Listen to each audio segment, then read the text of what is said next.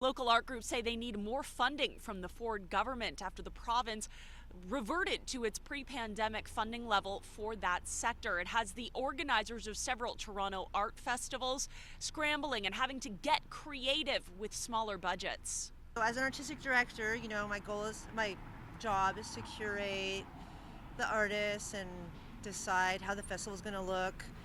But I also have to seek out sponsorships and funding from elsewhere. If we want to properly take care of artists in the way that I think they should be taken care of.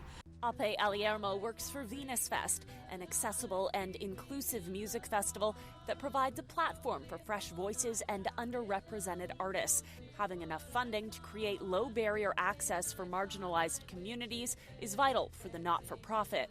Because our festival is run by women, non-binary and gender diverse artists, queer artists, racialized folks, there's a certain level of safety that you can feel in a community of care that you know will be put into the festival. Venus Fest says Ontario reduced its total contributions to grant funding from $50 million in 2022 back down to $19.5 million in 2023 across the province.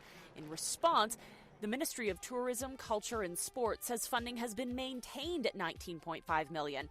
In 2021 and 2022, the ministry was able to provide limited-time funding to boost festival and event support and respond to the exceptional, devastating impact of the pandemic on the sector.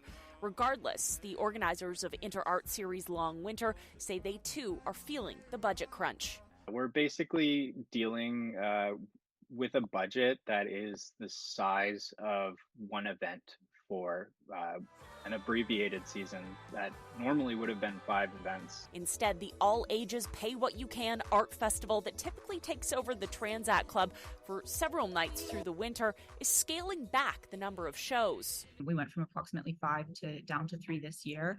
Another thing is that Long Winter has always really been known for kind of putting on these stereotypically big, rock-based sort of music concert events.